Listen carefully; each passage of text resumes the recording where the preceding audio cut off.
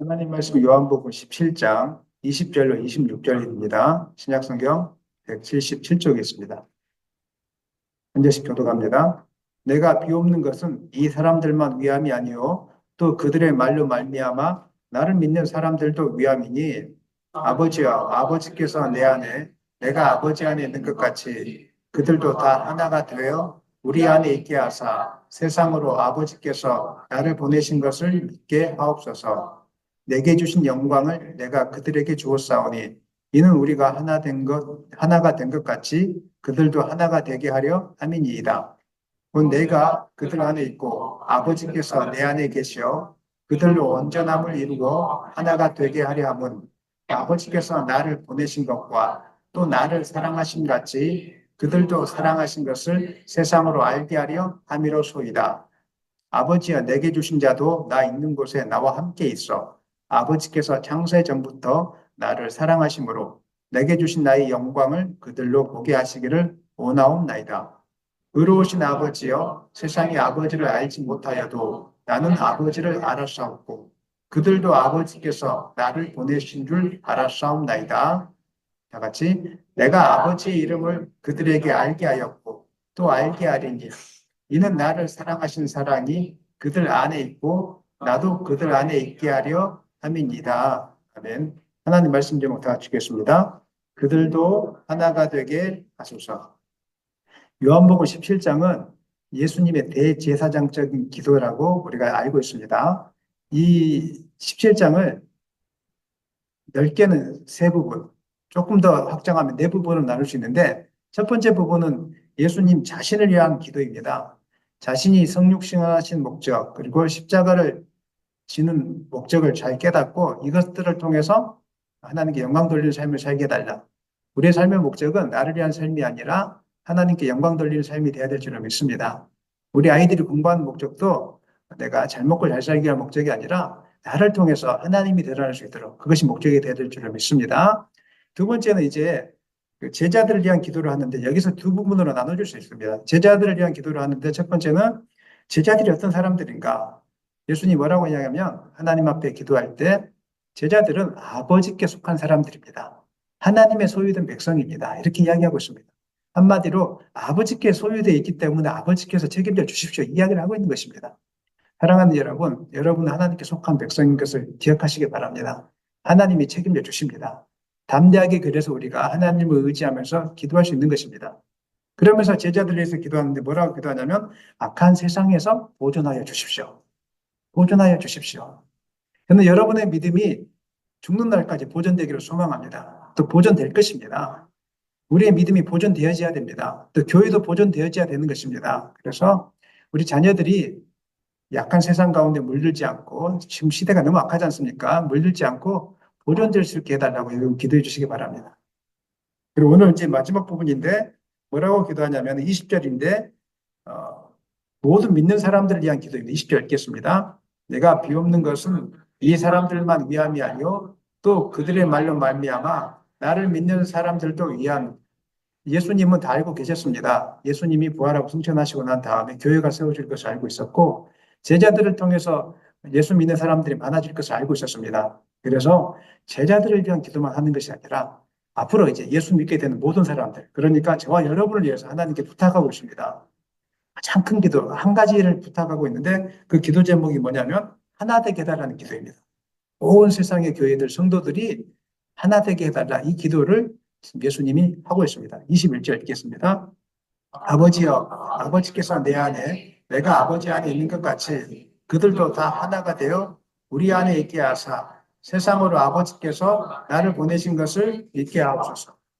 다른 기도도 많이 할 수 있지 않겠습니까? 다른 기도 많이 할 수 있는데 예수님 다른 기도하지 않고 하나가 되게 해달라고 기도하고 있습니다. 이 하나가 되는 것이 너무 중요하기 때문에 그렇습니다.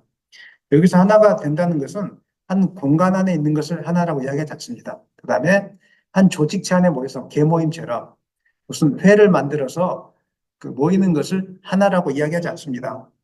뜻과 목적이 일치하는 것, 하나님 앞에서 뜻과 목적이 일치하는 것을 바로 이제 하나라고 이야기하는 것입니다. 부부가 결혼이라는 예식을 통해서 부부 관계를 맺습니다. 그랬을 때 육신적으로 보면 하나가 된 것 같지만 그 부부를 하나라고 이야기하지 않습니다. 부부가 진정으로 하나 되었다고 이야기할 때는 언제입니까? 마음과 뜻이 일치가 되어져서 한 목적을 향하여 나아가게 될 때. 그래서 기쁨도 같이 하고 슬픔도 같이 하고 고난도 같이 하고 실수도 같이 덮어주고 같이 하고 이렇게 되어졌을 때 진정으로 하나가 되어졌다. 그렇게 이야기하는 것이지. 몸과 마음이 몸 같이 있지만 마음은 다 다른 곳을 바라보고 있다면 우리는 그 부부를 하나가 되었다라고 이야기하지 않습니다. 마찬가지로 하나님 앞에서 교회가 하나가 되었다는 것은 무슨 뜻이냐면은 하나님 말씀에 순복하기 위해서 하나님의 뜻을 깨닫고 그 뜻을 깨달은 것을 같이 함께 순종하며 나가는 것. 이것이 바로 하나가 되었다는 것입니다. 이 땅의 교회들이 어떻게 하나가 됩니까? 무슨 WCC나 이런 것처럼 조직을 이루어서 하나가 되어집니까? 그렇지 않죠? 복음 안에서 하나가 되어야 될 줄을 믿습니다. 다른 거 다 필요 없습니다. 예수 그리스도를 믿는 복음 안에서 영혼을 구원하기 위해서 우리가 영혼을 구원시키기 위해서 우리가 하나가 되어야 되는 것입니다. 그리고 하나님의 뜻을 거룩한 하나님의 뜻을 이 땅 가운데서 성취하기 위해서 우리가 지금 하나가 되어야 되는 것입니다. 하나님께서 우리에게 구원을 베푸신 목적이 있는데 그것은 단순히 우리가 천국 가는 것만을 의미하지 않습니다. 많은 분들이 이제 예수 믿고 천국 갑니다. 이제 이 사실에만 이렇게 집중하고 있는데, 물론 천국 가는 거 맞습니다. 하지만 천국 가는 것이 목적이라면 이 땅의 삶은 아무 필요 없겠죠. 천국 가는 것이 또 목적이겠지만 가장 중요한 목적 이 땅에서 하나님과 함께 관계하면서 교제하면서 하나님의 뜻을 깨닫고 주님과 교제하면서 주님의 뜻을 깨닫고 순복하는 것, 순종하는 것이 바로 우리가 하나님께서 우리를 구원해 주신 목적이라는 것입니다. 예수님은 하나님 아버지와 하나가 되어져서 공생의 사역 기간 동안에 이 땅에 성육신 하여서부터 공생의 기간까지 늘 하나님과 친밀한 교제를 하셨습니다. 그래서 하나님께 물어봤습니다. 하나 어떻게 할까요? 내가 무엇을 할까요? 그래서 예수님이 말씀하지 않습니까? 사역하면서 한 번도 자기 뜻대로 사역한 적이 없고 하나님과 교제하는 가운데 하나님 말씀하신 뜻을 따라서 기적을 베푸실 때도 감정을 따라서 우리는 감정을 따라서 뭐 선교도 하기도 하고 감정을 따라서 또 헌신도 하기도 하고 이렇게 하지 않습니까? 그리고 기분 나쁘면 안 하지 않습니까? 그런데 예수님 그렇게 하지 않으시고 기분이 좋으나 나쁘나 하기 싫으나 하기 좋으나 그런 거에 상관하지 않고 하고 싶은 일이 있을지라도 하나님의 뜻을 구하고 하나님이 안 돼 그러면 하지 않았습니다. 하기 싫은 일일지라도 하나님이 해야 돼 그러면 했다는 것입니다. 그래서 기적을 일으킬 때 잘 보시면 하나님의 뜻을 따라서 기적을 일으키셨습니다. 오병이의 기적이든지 눈 문제를 뜨게 하는 것이든지 예수님이 하고 싶어서 그렇게 한 적은 한 번도 없습니다. 마찬가지로 하나가 되어야 하는 이유는 우리가 하나님의 뜻을 알고 그 뜻 앞에 순종하기 위해서 우리가 이제 하나가 되어야 될 것을 주님은 이렇게 말씀하고 있는 것입니다. 혼자서는 하나님의 뜻을 알기 어렵습니다. 여러분 혼자서 말씀을 읽고 기도하면은 하나님의 뜻을 알아내기가 참 어렵거든요. 근데 언제 가능합니까? 함께 모여 있을 때 하나님의 뜻을 아는 것이 쉽습니다. 혼자서 성경 보고 기도할 때 이것이 하나님의 뜻인가 아닌가 애매할 때가 너무 많습니다. 그런데 함께 모여서 말씀을 듣고 묵상하면 진짜 저 말씀이 나를 향한 하나님의 뜻이구나 분명하구나 이것을 깨닫게 되어집니다. 뿐만 아니라 여러분들이 하나님의 뜻을 알았지만 혼자서 실천하는 것이 쉽습니까? 어렵습니까? 진짜 어렵습니다. 여러분들이 하나님의 뜻을 깨달았어요. 예를 들어서 이제 전도해야 되겠다. 혹은 누구 어려운 사람들을 도와야 되겠다. 깨닫고 하고 싶어요. 근데 여러분 개인은 너무 미약합니다. 재정적으로도 미약하고 힘도 미약하고 아는 지식도 미약하고 너무 연약합니다. 할 수가 없습니다. 그런데 교회가 함께 모여서 하게 되면 어마어마한 일들을 이루는 것을 우리가 보게 되어집니다. 최근에 이제 우리가 그 다니엘 기도회도 했지 않습니까? 그한 교회에 있었다면 그것이 파급력이 작았을 텐데 대한민국에 있는 많은 교회들이 함께 모여서 함께 기도하고 하니까 파급력이 커지게 되고 그다음에 그 어려운 이웃들을 돕는 영상들 나오지 않습니까? 한 교회는 다 감당 못합니다. 그것을 하고 싶어도 우리 교회도 어려운 이웃들을 도와야 될 분들이 많지만 하고 싶은데 우리 교회가 힘이 약하면 할 수 있겠습니까? 못하겠습니까? 마음은 있지만 하지 못하는 것입니다. 여러분들이 또 전도도 하고 싶고 기도도 하고 싶을 것입니다. 전도도 마찬가지입니다. 혼자서 전도지 돌리고 이렇게 나가는 건 참 어렵습니다. 그런데 우리가 함께 힘을 모아서 하나님 오늘 전도하러 가셨어. 뭐 점심 먹고 전도하러 가야 되겠어. 함께 가잖아요. 그럼 힘이 납니다. 그것도 파급력이 커지게 되는 것입니다. 그렇기 때문에 주님은 이 사실을 잘 알고 있었기 때문에 하나가 되어야 될 것을 조직적인 하나가 아니라 하나님의 뜻을 알고 순종하는 일에 하나가 되어야 될 것을 이렇게 주님께서 우리에게 지금 말씀하고 있는 것입니다. 항상 기억해야 됩니다. 우리가 신앙생활 할 때 조금 오해하는 것이 있는데, 신앙생활은 혼자서 영성을 수련하는 것이 신앙생활이 아닙니다. 많은 경우 이제 교회를 찾는 분들도 종종 계시는데, 자기의 영성을 수련하는 것을 마치 신앙생활의 목적으로 알고 있는 것처럼 생각하고 계신 분들이 좀 제가 볼 때 많은 것 같습니다. 근데 우리의 믿음이라는 것은 내가 혼자 말씀을 읽고 기도하면서 수련되어지는 것이 아닙니다. 우리의 믿음이라는 것은 공동체 안에서 한 목적을 가지고 서로 섬기고 헌신하고 희생할 때 우리의 믿음이 자라나게 되었습니다. 아멘입니까? 이게 성경이 그래서 예수님께서 하나 되라고 하신 목적이 바로 여기 있는 것입니다. 하나님의 뜻을 이루는 것도 있지만 믿음이라는 것은 혼자 잘하는 것이 아니다. 그렇게 혼자 수련해서 스님들처럼 혼자 수련해서 얻을 수 있는 것이 아니라 함께 섬김을 통해서 나눔을 통해서 하나님 말씀에 순종함을 통해서 하나됨을 통해서 우리의 믿음이 거대해지고 그 속에서 하나님이 얼마나 위대하고 크신 분인가를 깨닫게 된다는 것입니다. 예를 들어 보면 여러분 혼자 찬양할 때 위대하신 주 찬양의 위대하신 주 부르면 하나님의 위대하심이 좀 깨달아집니까?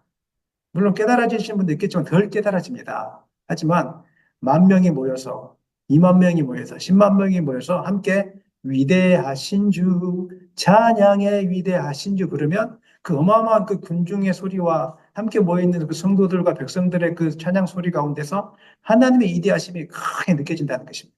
그렇죠. 그래서 우리가 한 마음을 다해서 모이는 것은 너무 중요하다는 것입니다.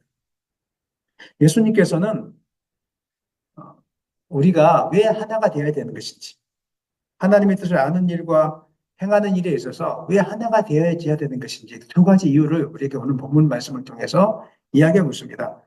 먼저는 21절 하반절에 기록되어 있는데 21절 하반절, 21절 한번 다시 읽어볼까요? 아버지여, 아버지께서 내 안에 내가 아버지 안에 있는 것 같이 그들도 다 하나가 되어 우리 안에 있게 하사 세상으로 아버지께서 나를 보내신 것을 믿게 하옵소서. 하나가 되어야 되는 이유를 뭐라고 이야기하고 있습니까? 세상으로 아버지께서 나를 보낸 것을 믿게 하옵소서. 우리가 하나가 되어야 되는 이유는 하나님의 잃어버린 영혼을 찾기 위해서고 세상으로 하여금 예수님만이 구원자라는 것을 깨닫게 하기 위해서 한 마음과 뜻을 모아서 하나가 되어야 될 것을 이렇게 이야기하고 있습니다. 목적은 그겁니다. 함께 모여서 무슨 힘을 발휘해서 우리에게 함부로 하면 너 까불지 마. 너 가만 안 놔둘 거야. 우리가 무슨 힘을 자랑하기 위해서 하나가 되는 것이 아니라 하나가 되어야 하는 목적은 첫 번째 목적은 뭐라고요? 우리를 통해서 예수가 그리스도이신 것이 진짜 예수가 구원자가 맞다. 이 사실을 가르쳐 주기 위해서 하나가 되어야 될 것을 말씀하고 있습니다. 한 사람이 크게 외칩니다. 산에 올라가서 예수는 그리스도십니다. 예수는 그리스도십니다 하면 얼마나 약해 보입니까? 그런데 10만 명이 모여서 예수는 그리스도십니다. 10만 명이 세종시에 와가지고 막 전도하고 다니는 거예요. 예수가 그리스도시라고. 그러면 사람들이 더 많이 믿겠습니까? 안 믿겠습니까? 무슨 말인지 모르시겠습니까? 더 믿을 가능성이 많죠. 많은 사람들이 외치니까 저 진짜구나 이렇게 할 가능성이 많은 거죠. 그래서 우리가 하나가 되어야 되는 것을 말하고 있는 것입니다. 교회의 하나됨이라는 것은 우리 교회 안에서 우리 성도들끼리 하나됨이라고도 말할 수 있겠지만은 범위를 넓혀서 예수 믿는 모든 사람들, 예수 믿는 모든 교회가 하나가 되어야 됨을 말하고 있습니다. 교단과 교파를 초월해서 교단과 교파의 교리들은 조금씩 다를 수 있습니다. 하지만 그건 중요한 게 아닙니다. 예수가 구원자임을 믿는다면 여러분 예수가 구원자인 것을 믿으십니까? 믿는다면은 장로교든지 침례교든지 뭐 기장이든지 합신이든지 고신이든지 언제든지 우리는 같이 하나가 되어져서 연합운동을 해야 된다는 것입니다. 최근에 하나님이 이 본문 말씀을 설교하려고 미리 준비하셨는지는 모르겠지만 10월 마지막 주부터 계속 연합운동들이 한국 교회 가운데 일어나고 있습니다. 10월 27일 날 그 종교개혁주일에 서울 광화문부터 시청까지 모여서 여의도 광장에 모여서 차별금지법 반대 집회를 얼마나 100만 명이 모여서 했지 않습니까? 그거는 놀라운 일이었습니다. 왜냐하면 총회에 참석하면 아시겠지만 어떤 하나의 안건이 통과된다는 것은 굉장히 어렵거든요. 어려운 안건이 올라오잖아요. 그러면 다음 회기를 넘기겠습니다. 보통 이렇게 합니다. 노예도 안건을 하나 하는데 통과되는 것은 정말 어려워요. 근데 대한민국에 있는 각 교회 교단들이 한 번만에 이 함께 모여서 차별금지법을 반대하자는 운동으로 모이기 시작했어요. 누가 그렇게 하신 걸까요? 하나님이 하신 것이죠. 아마 역사적으로 고무적인 거라고 저는 생각하고 있습니다. 물론 이것에 대해서 판단하는 것은 다 다른 의견들도 있겠지만은 적어도 제가 봤을 때는 인간의 힘으로는 그렇게 할 수가 없습니다. 아무리 정치적인 뭐 대통령을 뽑는다 해도 그렇게 모이지 않습니다. 인간의 힘으로는 할 수 없는 일입니다. 하나님이 특별한 목적을 가지고 교회가 하나 돼야 된다. 한국 교회를 내가 사용하겠다. 이 땅에 지금 복음이 희미해지고 있지 않습니까? 유럽도 지금 교회들이 희미해지고 있고 전 세계적으로 복음이 희미해지고 있는 이 땅에 저는 그것을 보면서 한국 교회를 하나님이 사용하고 싶어 하신다. 그 다음에 11월 달에 매년마다 하는 거겠지만은 다니엘 기도회를 통해서 16,000개의 교회들이 같은 말씀을 듣고 같이 기도하고 또 힘들고 어려운 영혼들을 도와주고 어려운 교회들을 도와주는 운동을 하고 있지 않습니까? 너무 감사가 되어졌습니다. 그래서 제가 도전받았던 것은 그 교회에서, 큰 교회에서 그 어려운 교회들에게 전도팀을 파송해서 전도를 도와준다고 하더라고요. 이제 우리는 지역이 멀기 때문에 못 오지만 그 서울 경기 지역은 신청하면은 20명씩 뭐 하고 10명에서 20명 해서 뭐 전도 물품까지 가지고 와서 우리 교회도 좀 와줬으면 좋겠는데 이렇게 해서 해준다는 거예요. 얼마나 은혜가 되겠습니까? 그래서 성도들을 초청해서 목사님 기도받게 하고 그 교회 정착할 수 있도록 만들어주고 그러니까 얼마나 하나님 기뻐하는 사역입니까? 이것을 위해서 교회가 하나 되는 것이죠. 이것을 위해서. 우리 교회만 잘 먹고 잘 살기 위해서 하나가 되는 것이 아니라 주변의 연약한 교회들, 힘들어하는 목사님들, 왜 그분들을 세워줘야 됩니까? 예수 그리스도의 복음이 증거돼야 되니까. 각 교회마다 가지고 있는 은사와 비전이 다를 거예요. 하지만 예수가 그리스도라는 것을 증거하는 것에서는 하나가 될 수 있습니다. 그것을 위해서 저 옆에 있는 교회가 잘 되면 배 아파하고 안 되면 기뻐하고 이렇게 해서는 안 된다는 것입니다. 우리 교회가 조금 연약하고 안 될지라도 옆에 교회가 잘 된다면 그래서 영혼들이 많이 모인다면 우리는 감사하고 기뻐해야 될 줄을 믿으시길 바랍니다. 그게 바로 하나됨입니다. 그게 바로 하나됨. 하나님이 원하시는 그래서 하나가 되라고 이렇게 지금 우리에게 이야기하고 있는 것입니다. WCC처럼 교회 연합운동이 WCC거든요. 여기서 말하는 교회라는 것은 불교, 천주교, 몰몬교, 온갖 사람들이 무엇으로 모입니까? 사랑과 평화라는 이름. 이것을 통해서 하나가 되어지자. 평화롭게 살기 위해서, 사랑을 위해서 하나가 되어지자. 뭐 말은 좋지 않습니까? 조직으로 하나가 되어지는 거. 근데 그것은 하나가 아닙니다. 하나님이 기뻐하는 하나가 아닙니다. 하나님이 기뻐하는 하나는 진리 안에서, 아멘입니까? 진리 안에서 하나입니다. 진리 안에서 예수를 증거하기 위해서 하나가 되어야 될 줄을 믿습니다. 우리의 세력을 나타내기 위해서가 아니라 오직 예수를 증거하기 위해서 우리가 하나가 되어야 된다는 것입니다. 교회가 하나님의 뜻 앞에서 영혼을 살리는 문제 앞에서 자기 교회의 특색이나 교단을 내세우지 않고 철저히 낮추고 자기 교회의 색깔은 감추고 예수만이 드러내게 하는 것이 주님이 원하시는 오늘 하나라는 것입니다. 교회가 하나 되어져서 하나님은 전능하시고 살아계신 분이시다. 세상을 향하여 선포해야 됩니다. 하나가 되어져서 정말 예수 말고는 구원이 없다. 이 사실을 선포해야 됩니다. 그리고 예수 믿지 않는 영혼들에게 정말 소망은 예수밖에 없다는 이 사실을 오직 교회만이 선포할 수 있지 않겠습니까? 혼자서는 잘 안 됩니다. 하나가 되어질 때 크게 선포하게 될 줄을 믿습니다. 그래서 우리가 하나가 되는 일에 힘쓰기를 예수님의 이름을 간절히 축원합니다. 믿음이라는 것은 제가 조금 전에 말씀드렸지만은 나만을 위해서 섬길 때 믿음이 자라나는 것이 아닙니다. 믿음이라는 것은 옆 사람을 도와줄 때 믿음이 자라나게 되어 있습니다. 왜냐하면 영적인 원리가 있는데 머리이신 예수님을 중심으로 우리는 다 연결되어 있기 때문에 그런 것입니다. 에베소서 4장 4절 말씀 읽겠습니다. 몸이 하나요 성령도 한 분이시니 이와 같이 너희가 부르심의 한 수망 안에서 부르심을 받았느니 영적으로 보면 우리가 다 하나로 연결되어져 있다 이렇게 주님 우리에게 말씀하고 있습니다. 그리고 에베소서 4장 11절 13절 한번 읽겠습니다. 그가 어떤 사람은 사도로 어떤 사람은 선지자로 어떤 사람은 복음 전함인 자로 어떤 사람은 목사와 교사로 삼으셨으니 이는 성도를 온전하게 하여 봉사일을 하게 하며 그리스도의 몸을 세우려 하심이라. 우리가 다 하나님의 아들을 믿는 것과 아는 일에 하나가 되어 온전한 사람을 이루어 그리스도의 장성한 분량이 충만한 데까지 이르리니. 아멘. 요리이신 예수님을 중심으로 손과 발로 다 연결되어 있다고 주님은 성경은 우리에게 말씀하고 있습니다.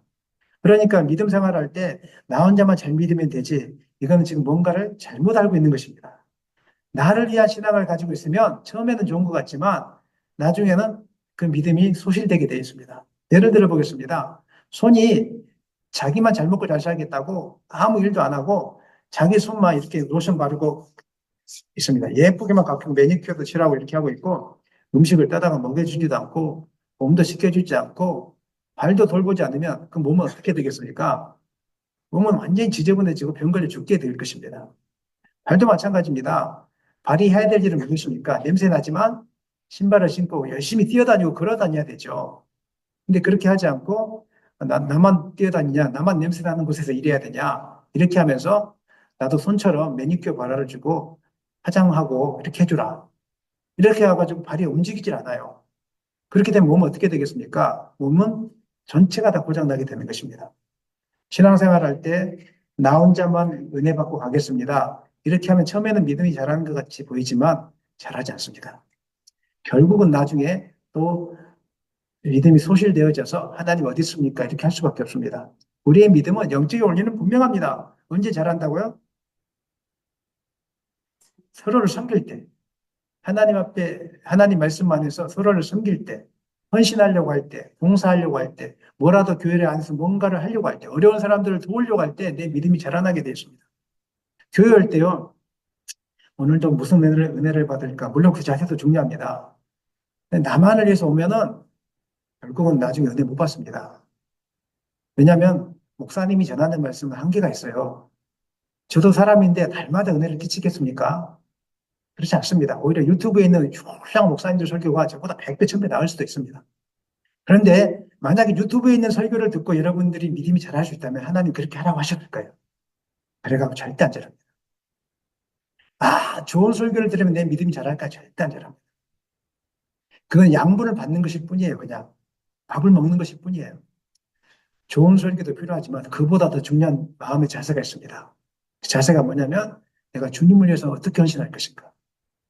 오늘 예배 시간 나올 때 내가 우리 성도님들을 위해서, 연약한 분들을 위해서 어떻게 봉사할 것인가. 우리 성도님들 오늘 내가 집에서 먹은 홍시, 내가 지금 홍시가 좀 많이 있는데 이 홍시를 가져가서 다 나눠주면은 되게 좋아하겠다. 이렇게 갖고 오는 거예요. 그럼 마음도 기뻐지고요. 나눠주면서 자라나게 됐어요. 그러면서 또 기도하는 거예요. 내가 오늘 또 우리 교회에 가서 무엇을 봉사할까? 교회 끝나고 나면 몰래 내가 청소를 좀 몰래 해놔야 되겠다. 이렇게 해가지고 목사님 비밀번호가 뭡니까? 가르쳐주면 와서 또 몰래 다 이렇게 하고 가요. 마음의 기쁨이 충만하게 돼요. 또 교회당에 올 때 내가 오늘 우리 성도님들 어떻게 기쁘게 해줄까?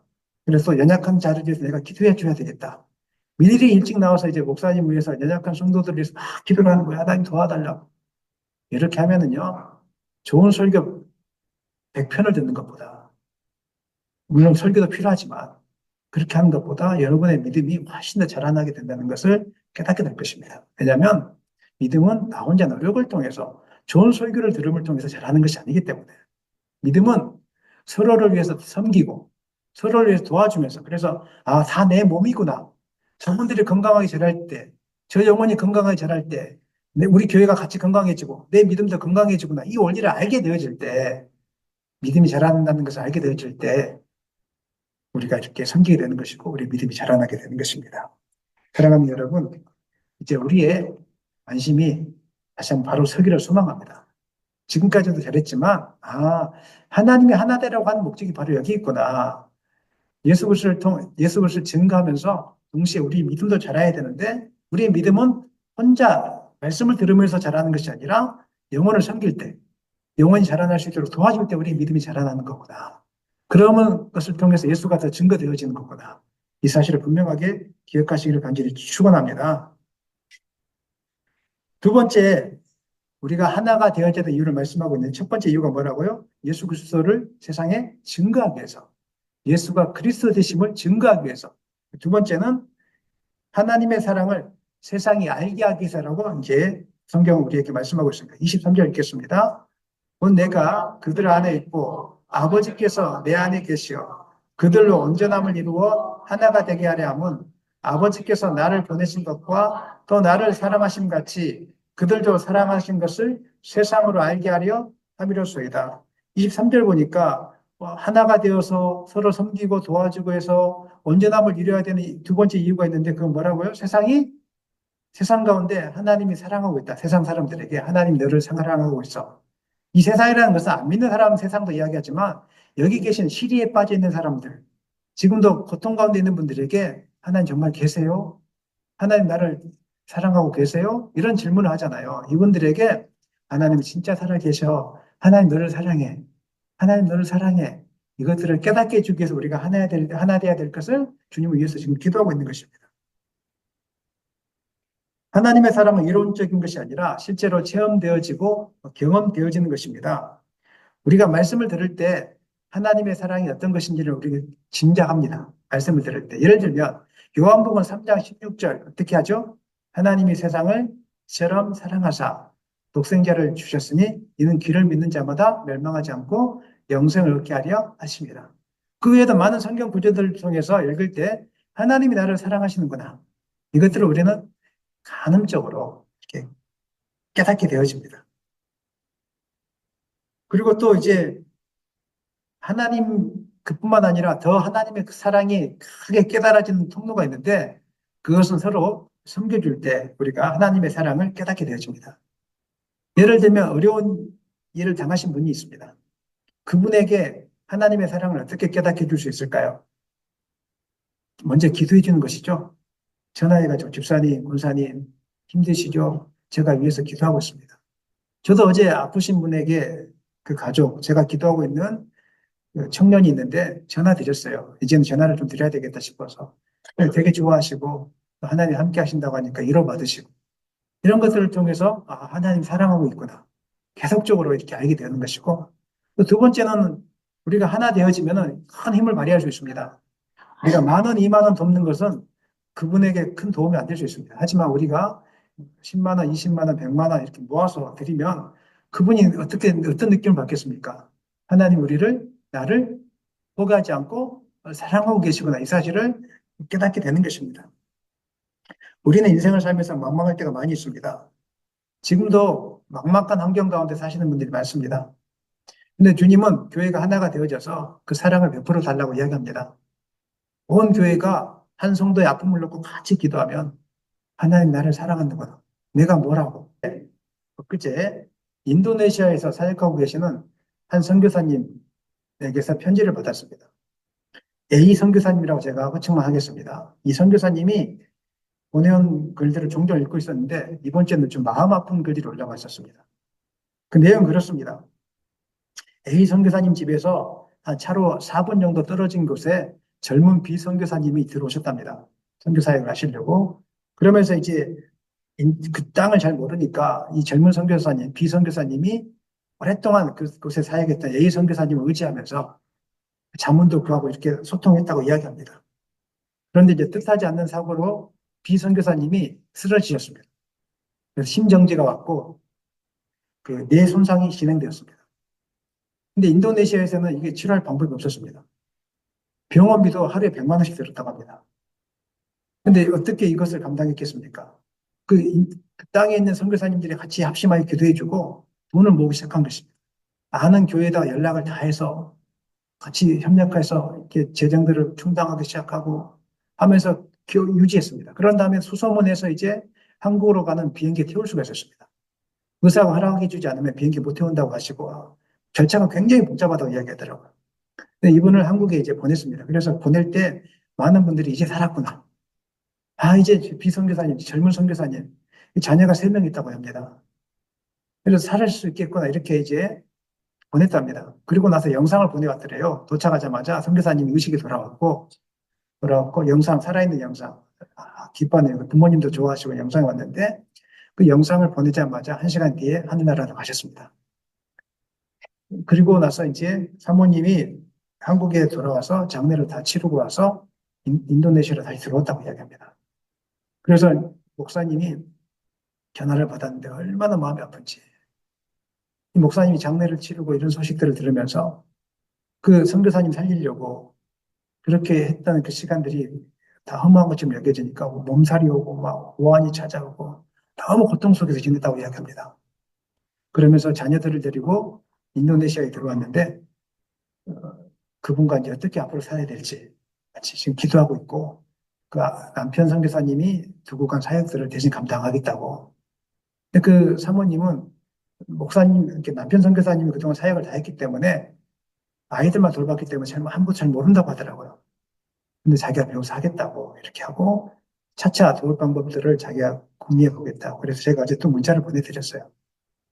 그분의 형편에 대해서 구체적으로 저한테 좀 가르쳐 주십시오. 경제적인 것은 어떻게 되는지, 자녀들은 지금 어떻게 되는지. 왜냐하면 제가 돕는다는 말을 안 했지만 돕고 싶은 마음이 도와야 되지 않겠습니까? 음, 도와야 되지 않겠습니까? 하나님 우리에게 기도 제목 주셨는데 도와야 되죠. 그래서 이 땅에 눈을 열어보면 고통당하시는 분들이 너무 많습니다. 너무 힘든 분들이 많아요. 그분들이, 그분들에게 하나님이 당신을 사랑하신다고 우리가 어떻게 말할 수 있겠습니까? 근데 그분들이 하나님의 사랑을 느낄 수 있는 유일한 방법이 있습니다. 진심으로 우리가 합력해서 기도해주고 있다는 사실을 가르쳐 주는 것이고, 또 우리가 합심해서 같이 조그만 물질을 모아서 보내드리면, 아, 하나님 나를 포기하지 않고 있구나. 하나님이 여전히 나를 지켜주고 있구나. 이것을 깨닫게 되는 것입니다.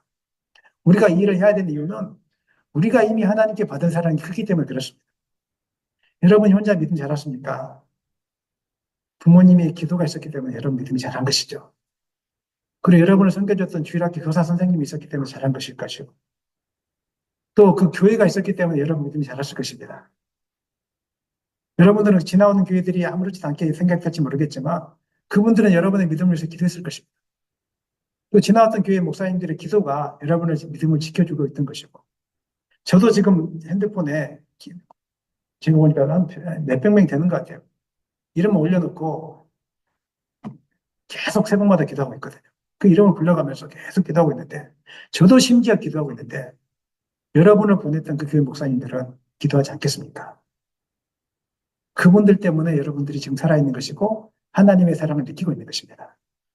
그래서, 믿음은 나 혼자 잘하는 것이라는 그런 잘못된 생각을 버리시고, 누군가의 우리도 도움을 통해서 이만큼 자라왔고, 또 누군가의 도움을 받아야 되고, 앞으로도 받아야 되고, 뿐만 아니라 사랑을 받은 만큼 하나가 되어져서 사랑을 베풀 수 있기를 소망합니다. 혼자의 힘은 연약하기 때문에 하나가 되어져서 우리가 세상 가운데 하나님이 당신을 사랑하고 있다는 것을 보여줘야 되는 것입니다. 우리 아이들이 커서 목적이 바로 복음을 증거하고 이웃에게 하나님의 사랑을 증거하는 것이 공부한 목적이 되기를 소망합니다. 또 여러분의 삶의 목적도 그렇게 되기를 원합니다. 마지막으로 이제 우리가 하나 되기 위해서 그러면 어떻게 해야 될까? 우리가 어떻게 하나 될 수 있을까? 오늘부터 하나 되겠습니다. 목사님 이렇게 하면 하나 됩니까? 하나 안 됩니다. 자, 예를 들어 보겠습니다. 여러분이 선한 뜻을 갖고 있습니다. 교회에 내가 청소를 하겠습니다. 이 선한 뜻을 갖고 있습니다. 그래서 여러분이 청소를 열심히 합니다. 근데 하나 되지는 않습니다. 왜 하나가 안 됩니까? 나는 청소하는데 옆 사람 청소 안 하거든요. 한두 번은 내가 할 수 있어요. 근데 그것이 10번이 되고 20번이 되잖아요. 그러면 이제 막 짜증이 올라옵니다. 마음 막 표현 안 해요. 그러면서 비판해요. 집에 돌아가서. 청소 안 한 사람은 청소한 사람 보면서 자기 잘난 척 한다고 비판하고, 청소한 사람은 청소 안 한 사람 보면서 아무것도 안 한다고 비판하고. 하나가 안 됩니다. 아무것도 안 하는 게 낫습니다. 성경은 그걸 요구하지 않습니다. 선교하는 것도 마찬가지입니다.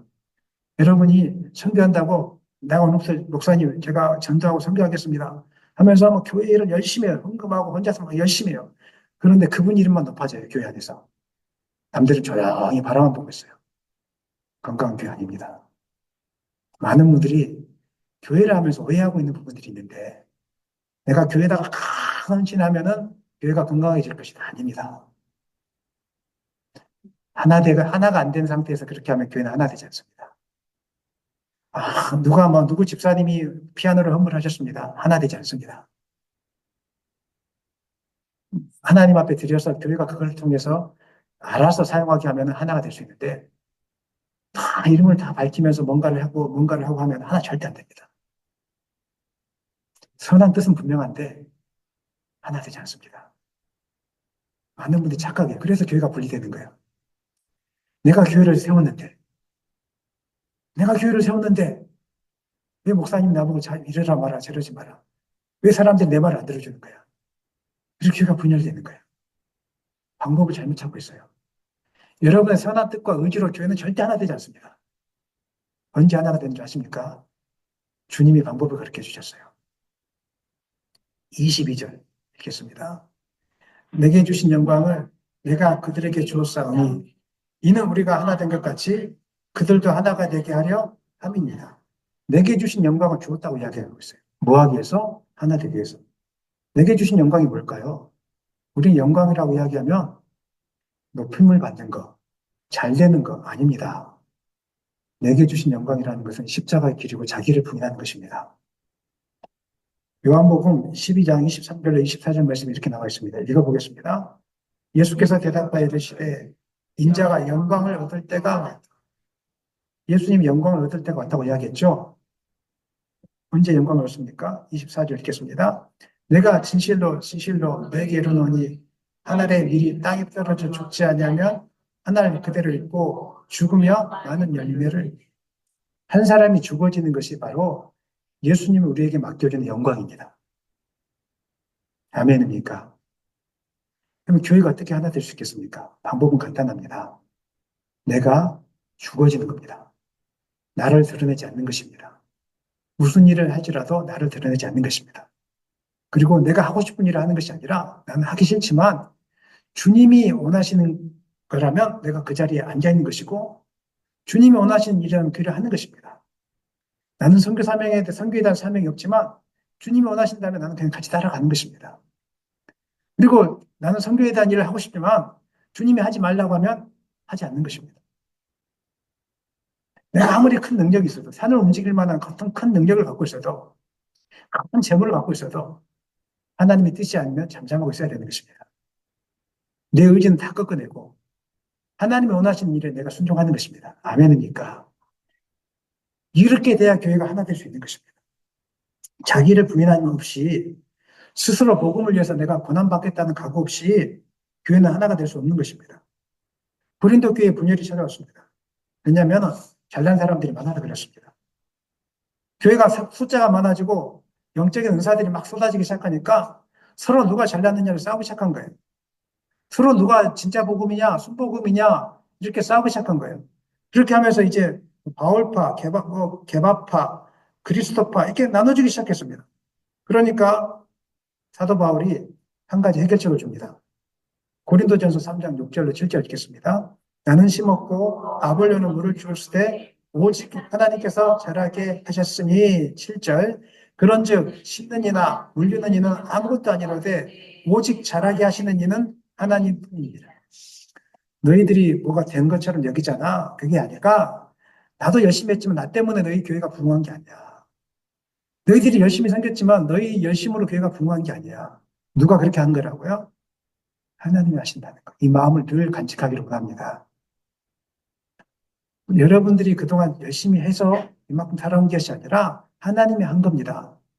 그래서 너희들을 다 내려놓고 하나님만 높이라. 이게 자기 부인입니다. 자기 부인. 내가 이만큼 열심히 해서 살아왔어.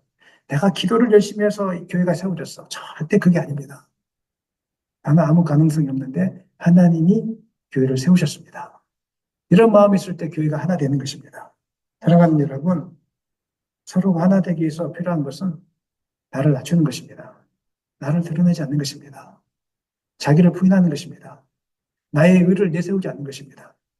그러면서 에베소서 말씀에서는 구체적으로 어떻게 자기를 부인하는 것이냐, 자기를 부인하는 것이 도대체 어떤 것이냐, 구체적으로 에베소서에서 이야기해주고 있는데 4장 2절로 3절 읽겠습니다.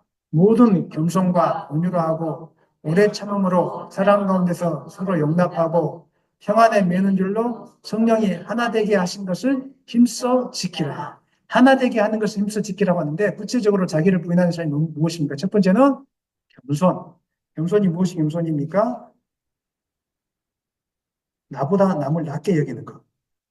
사회적으로 내가 신분이 뛰어난데 교회 와서는 드러내지 않는 것. 그래서 교회 와서는 내가 누군지도 모르고 연약한 자처럼 보여주고 상대방을 존중히 여기는 것. 그래서 어떤 사람이든지 옆에 사람을 보면서 업신여기지 않고 배울 점이 있구나. 그 사람을 통해서 배우려고 하는 게 바로 겸손입니다. 이 겸손을 소유하기를 소망합니다. 온유는 또 어떤 사람이 온유한 겁니까? 약한 자가 힘없는 상태, 이것이 온유가 아닙니다. 자기가 힘을 갖고 있지만 절제하는 것이 온유입니다. 절제하는 것입니다. 내가 여기서 당장 뛰쳐나갈 힘이 있지만 절제하는 것입니다. 내가 할 수 있는 힘이 있습니다. 힘이 있다고 휘두르지 않습니다. 힘이 있지만 휘두르지 않고 참는 것입니다. 이게 절제입니다. 또 중요한 것은 오래 참는 것입니다. 상대방을 내가 바꾸려고 하면 오래 참아내지 못합니다. 여러분들이 오래 참지 못하고 분다는 이유는 여러분이 상대방을 바꾸려고 하기 때문에 그런 것입니다. 왜 교회가 분열이 됩니까? 자기 힘으로 교회를 바꿔보려고 하기 때문에 분열이 되는 것입니다. 대부분 다 그렇습니다. 자기가 원하는 교회 그림이 있습니다. 그 그림을 이루어가려고 하다 보니까 교회가 분열되는 것입니다. 목사님이 이루고 싶은 교회, 장로님이 이루고 싶은 교회, 권사님이 이루고 싶은 교회가 각자가 존재하기 때문에 교회가 분열이 되는 것입니다. 왜 자기가 바꾸려고 합니까? 여러분의 힘으로 못 바꿉니다. 하나님이 바꿔주십니다. 성령님이 바꿔주십니다. 바꾸려고 하면은 자기 부인이 되지 않습니다. 하나가 되지 않습니다. 바꾸려고 하지 마시고 오래 참으십시오. 사랑 가운데 용납하십시오. 그러면 하나 될 수 있는 것입니다. 마지막으로 뭐라고 하고 있습니까? 평안에 매는 줄로 하나 되라고 이야기하고 있습니다. 평안하게 림스라는 것입니다. 나의 옳음, 내 의, 내 아는 지식을 자랑하지 말고 어떻게든지 내가 낮아져서 편안하게 할 수 있도록 하다 보면 싸우는 일들이 있거든요. 왜 싸웁니까? 내가 옳다는 것이죠. 내가 알고 있는 지식이 맞다는 것이에요. 그러다 보면 싸워요. 그 시어머니하고 며느리가 싸우는 이유가 뭡니까? 음식 만들면서 내 방법이 옳다는 거예요. 며느라, 그 김치 만들 때는 그 젖국장을 넣어야지. 어머니, 요즘에는 젖국장 넣는 사람 없습니다. 내 방법이 맞다니까 김치를 오랫동안 먹으려면 간을 세게 해야 돼. 어머님, 요즘에는 오랫동안 먹지 않습니다. 그냥 간단간단하게 먹습니다. 서로 자기 것만 하면 싸우는 거예요. 그냥 맞춰주면 돼요. 젖국장을 원하시면 젖국장을 내가 부어드리겠습니다. 그리고 어머니는 며느라기야, 왜 너 방법을 배우겠다. 너 방법대로 한번 해봐라. 이렇게 서로를 내려놓고 아무리 상대방 지식이 잘못됐다고 할지라도 바꾸려고 하지 말고 내려놓고 인정해주고 이렇게 하다 보면 하나가 되어지는 것입니다. 말씀 마무리하겠습니다. 예수님은 십자가 순환을 앞두시고 무엇을 위해서 기도하셨습니까? 하나가 되기 위해서 기도하셨습니다. 왜냐하면 하나님의 세상을 세상에 나타내기 위함이고 예수가 그리스도인 것을 나타내기 위한 방법이 하나가 되는 것밖에 없기 때문에 하나가 되게 해달라고. 어떻게 하나 될 수 있습니까? 주님이 우리에게 맡겨놓은 영광, 자기를 부인하고 자기 십자가를 지는 삶. 구체적으로는 오늘 온유하고 겸손하고 우리 참아내고 이런 것들을 다 이루심으로 교회가 하나 된 힘쓰시는 여러분 되시기를 예수님의 이름으로 간절히 축원합니다.